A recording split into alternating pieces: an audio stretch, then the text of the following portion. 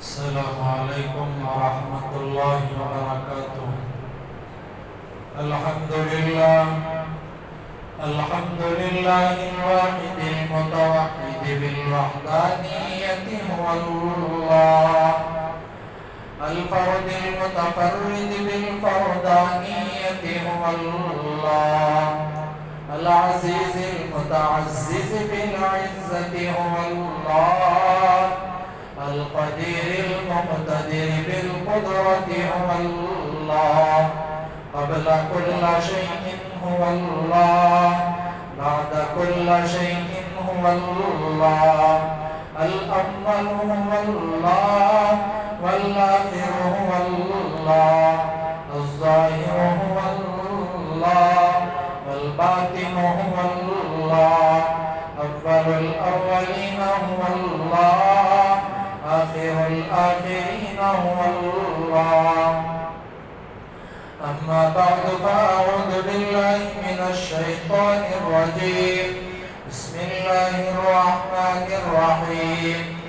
الحج أشهر معلومات، فمن فرض فيهن الحج فلا رفث ولا فسوق ولا جدال في الحج.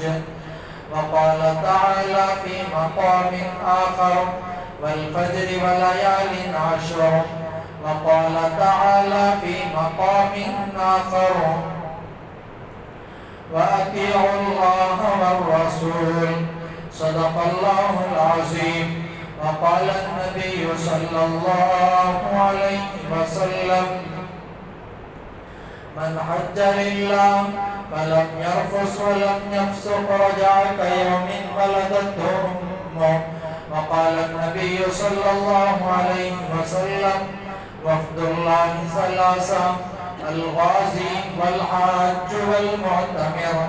وقال النبي صلى الله عليه وسلم: بلغوا عني ولو آية، أو كما قال النبي صلى الله عليه وسلم: اللهم صل على محمد وعلى آل محمد كما صليت على إبراهيم وعلى آل إبراهيم إنك حميد مجيد.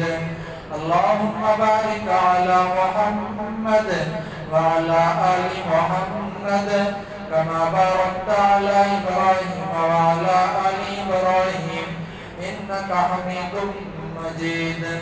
محترم سامعین برادران عزیز، گزشتہ جمعہ بھی حج کے فضائل کے تعلق سے کچھ ضروری باتیں عرض کی گئی تھی. انشاءاللہ اس جمعہ بھی کچھ ضروری باتیں حج کے تعلق سے بیان کر پھر آگے اب ذی الحجہ کا مہینہ شروع ہونے والا ہے، تو اس تعلق سے بھی کچھ ضروری باتیں عرض کرتی ہیں.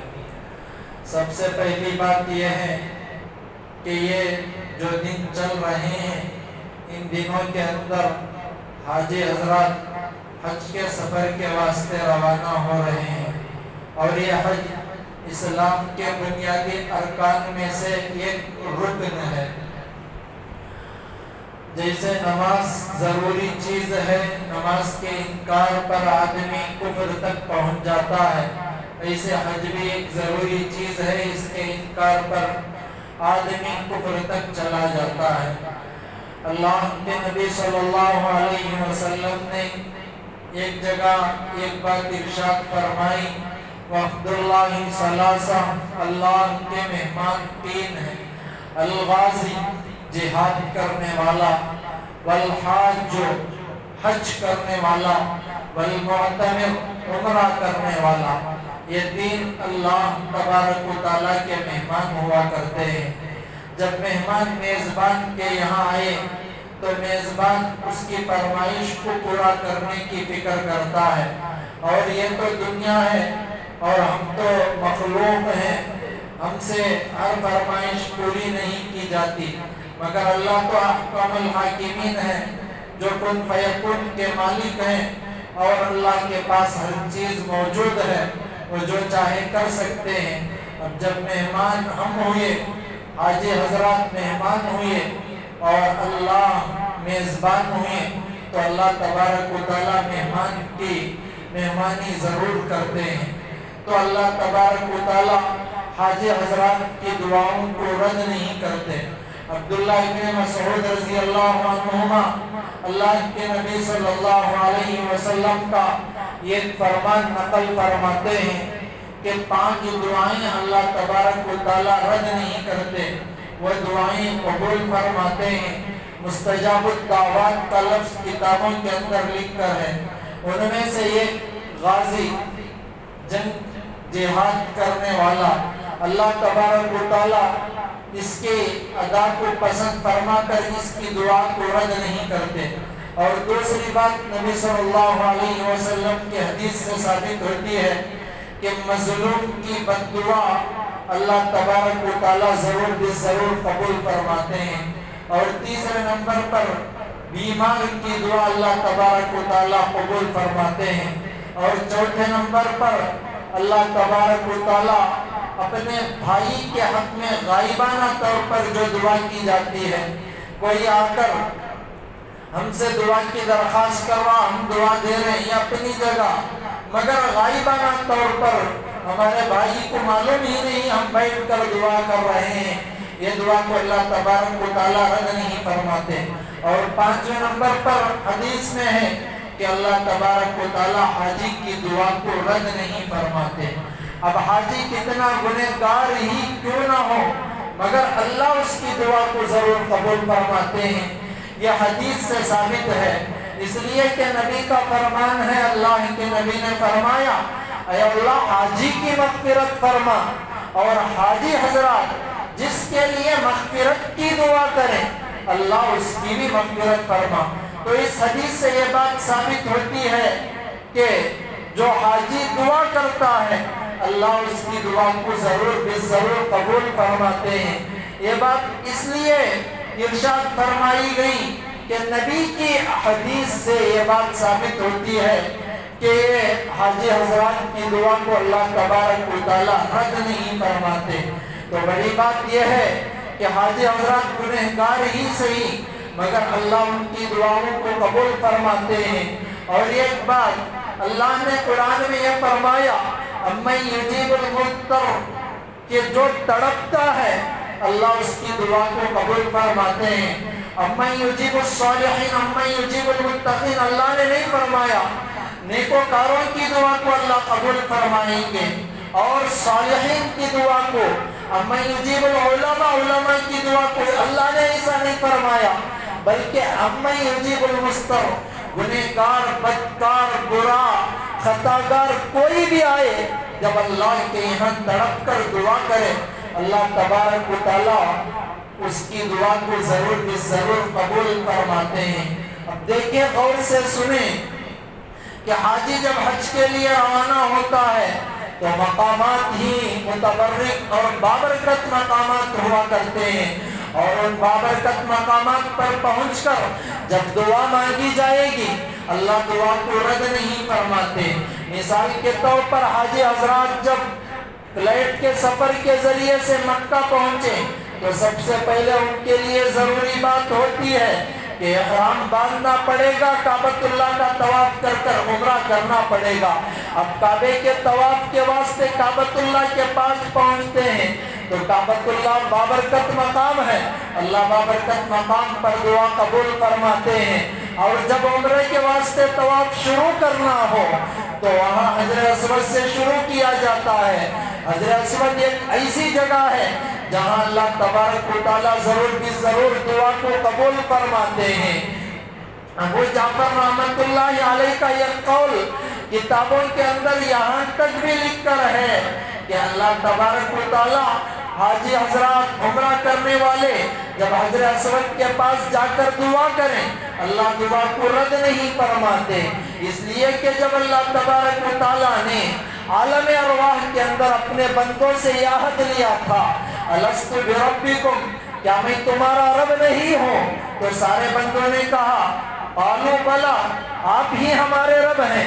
یہ اقرار نامے کو اللہ نے حجر اسود کے اندر ڈال دیا، اور حجر اسود ایک ایسا پتھر ہے جو جنت سے آیا تھا، اللہ کے نبی نے اس پر بوسہ دے کر گر گرا کر آنسو بہائے تھے، حضرت عمر نے اسی چیز کو نقل کرتے ہوئے حضرت عمر نے بھی وہاں آنسو بہائے تھے.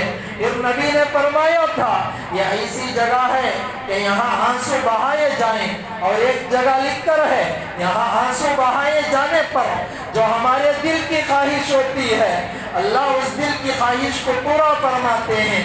جو دعا مانگی جائے اس دعا کو اللہ تبارک و تعالیٰ ضرور بھی ضرور قبول فرماتے ہیں. اور یہ حجر اسود ایک ایسا پتھر ہے, حضرت ابن عباس رضی اللہ عنہما کی روایت سے یہ بات لکھ کر ہے, حضرت ابن عباس نے لبن کا لفظ استعمال فرمایا, دودھ کا لفظ, کہ یہ حجر اسود اب دیکھنے میں کالا ہے مگر جب جنت سے یہ پتھر آیا تھا, ابن عباس کی روایت سے ثابت ہے کہ یہ دودھ سے زیادہ سفید تھا, مگر مشرکین زمانے جاہلیت کے اندر ہاتھ لگائے تھے, اور ہم جیسے گنہگار کے ہاتھ بھی اسے لگنے کی وجہ سے علماء نے لکھا ہے کہ یہ حجر اسود بعد میں کالا ہو گیا, سیاہ ہو گیا, اس لیے کہ حدیث میں یہ بات لکھ کر ہے کہ آدمی جب یہ گناہ کرتا ہے سیاہ نقطہ اللہ تبارک و تعالیٰ اس کے دل پر لگا دیتے ہیں, توبہ کرتا ہے سیاہ نقطہ کالا نقطہ دور ہو جاتا ہے, اگر گناہوں کی کثرت ہوگی دل کالا ہو جائے گا. ایسے ہی ہر چیز کی ایک تاثیر ہوتی ہے, مثال کے طور پر شکر ہم منہ میں ڈالیں منہ میں میٹھا ہوگا, شہد منہ میں ڈالیں یہ منہ میٹھا ہوگا, نمک منہ میں ڈالیں کھارا پن ظاہر ہوگا, یہ تجربے والی چیز ہے. ایسے ہی گناہوں کے اندر سیاہی کالا پن ہے, تو بندے گنہگار جب جا کر ہاتھ لگائے تو سفید چیز بھی سیاہی میں تبدیل ہو گئی. اب دیکھیں مگر اس کی برکتیں واضح ہیں کہ وہاں جا کر جب دعا کی جائے گی اللہ دعا کو ضرور بھی ضرور قبول فرمائیں گے. اور وہاں حضرت آدم علیہ السلام کے بارے میں لکھ کر ہے جنت سے آنے کے بعد تھوڑی سی وحشت سی ہو رہی تھی, تو حضرت آدم علیہ السلام جا کر اسے جب بوسہ دیتے تو دل کی وحشت دور ہو جاتی.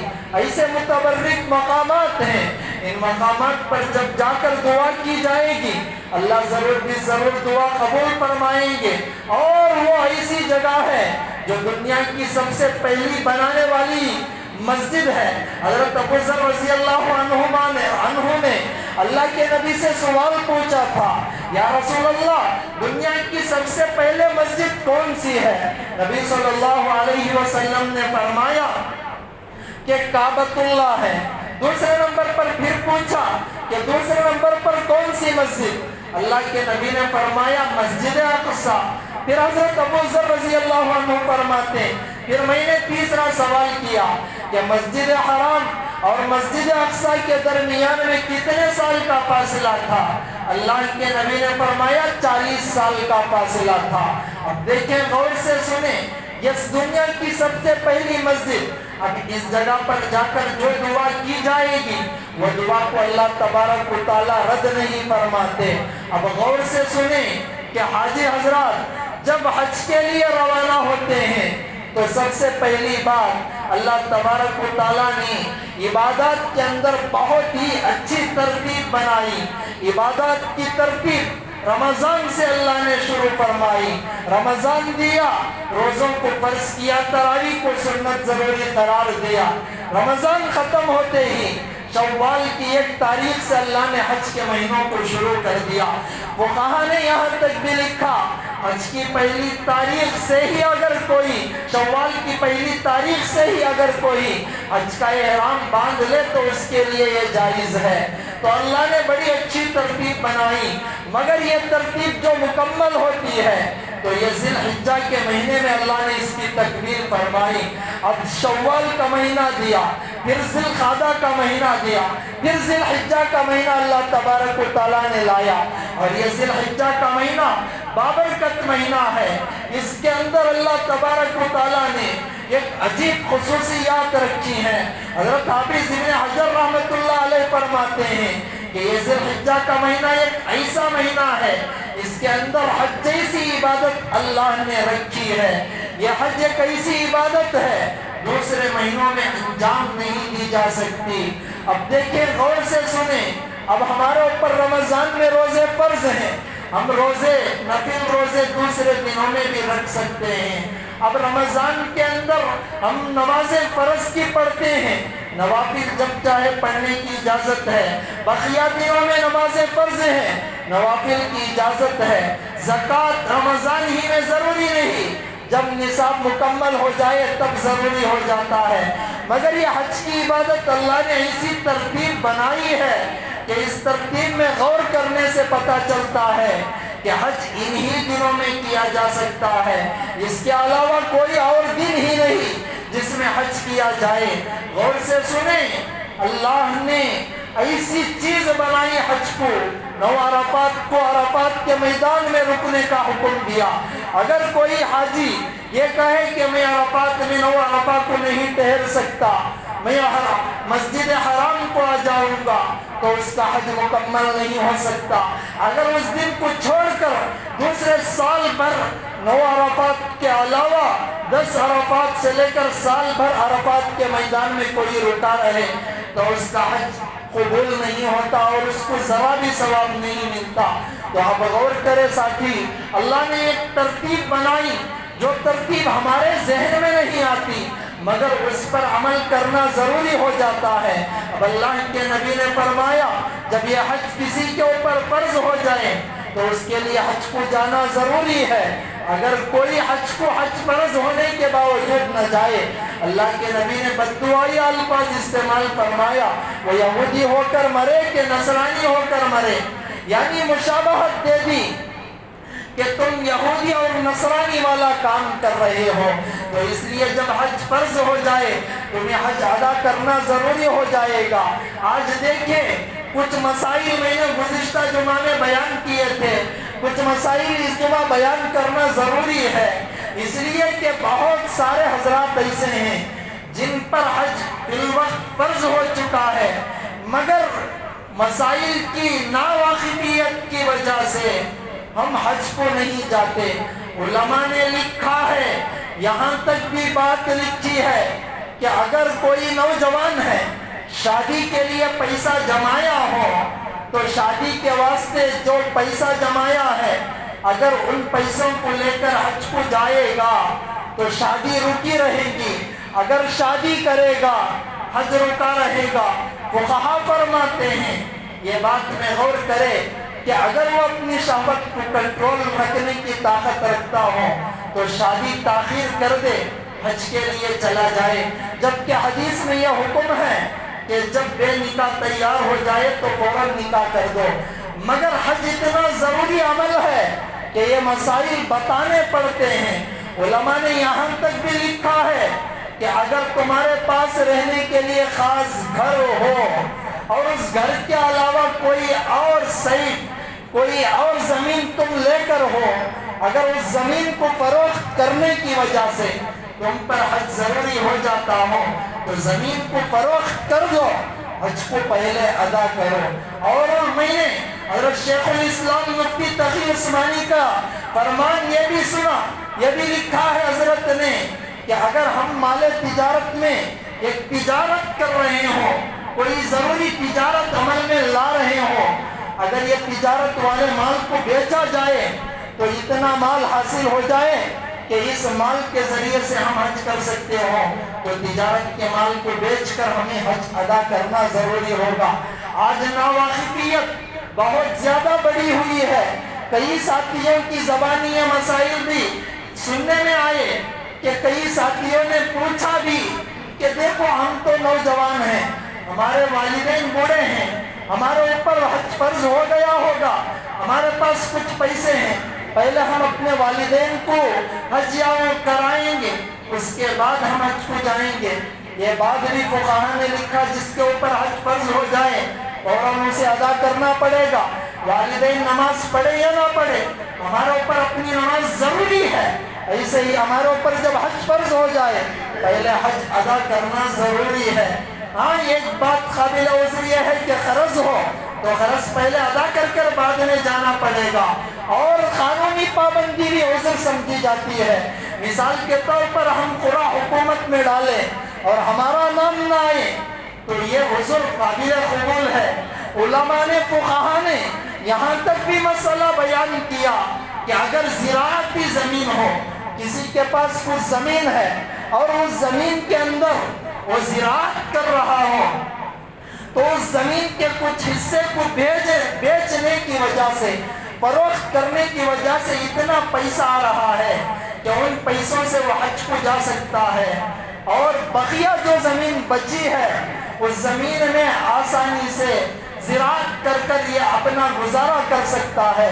فقہا نے یہاں تک بھی لکھا کہ بعض زمین کو بیچے، فروخت کرے، حج کے لیے چلے جائیں، جو بقیہ زمین رہ گئی ہے زراعت کی، اس زمین میں بعد میں آ کر ہم زراعت کریں اور اپنا گزارا کریں۔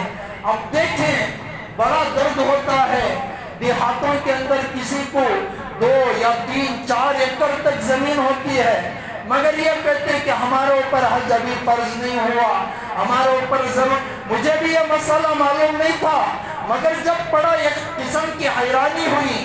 اب وہ فقہا یہاں تک بھی لکھتے ہیں کہ اگر کسی نے اتنے پیسے جمع کیے، اتنے پیسے، جس پیسے کے ذریعے سے وہ سواری لینا چاہ رہا ہو، اور وہ پیسے اتنے ہی کہ اس سے حج کر سکتا ہو، تو سواری بعد میں لیں، پہلے حج کر لیں۔ اور ساتھی غور کریں، کتنوں کے اوپر شاید حج فرض ہو چکا ہے، گھر ہے، پراپٹی بنانے کی فکر۔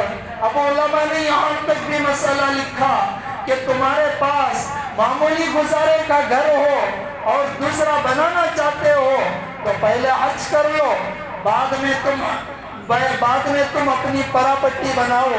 یہ باتیں اس لیے کہ مال تجارت ہو، فروخت کر دو، حج کے لیے جاؤ۔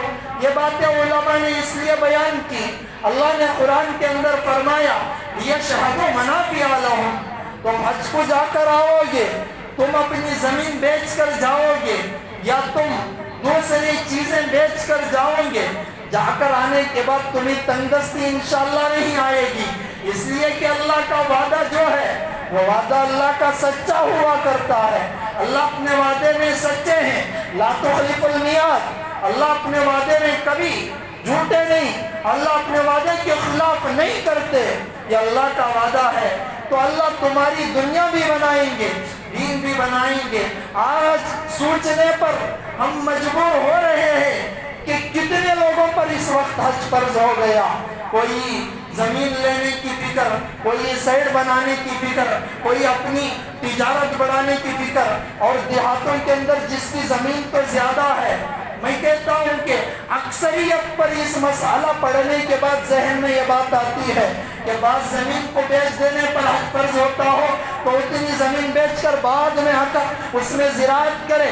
جب یہ مسئلہ فقہا نے لکھا تو شاید دیہات والوں میں بھی اکثر پر اس وقت حج فرض ہو گیا، اور علماء نے لکھا جب حج فرض ہو جائے، حج فرض ہونے کے بعد حج نہ کرے، تاخیر کرتا جائے، تو بالکل یہ حرام کام ہم کر رہے ہیں۔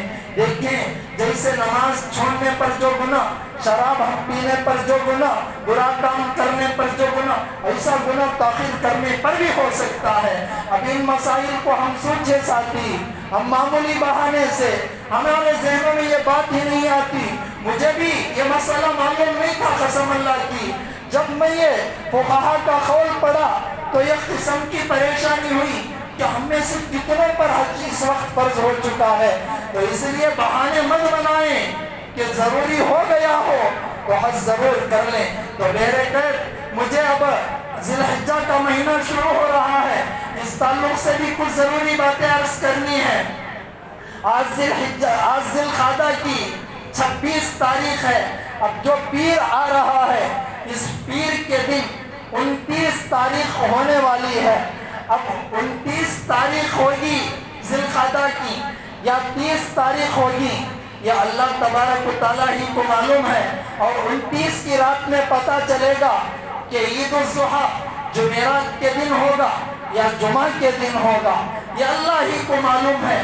تو بہرے قید اب ذی الحجہ شروع ہونے سے پہلے ایک ضروری اور اہم کام یہ ہے کہ ہم پیر کی رات سے پہلے جو قربانی کا ارادہ رکھتے ہیں وہ اپنے بال اور ناخن کاٹنا ہو تو کاٹ لیں، اس لیے کہ یہ حاجی حضرات کے ساتھ مشابہت ہے۔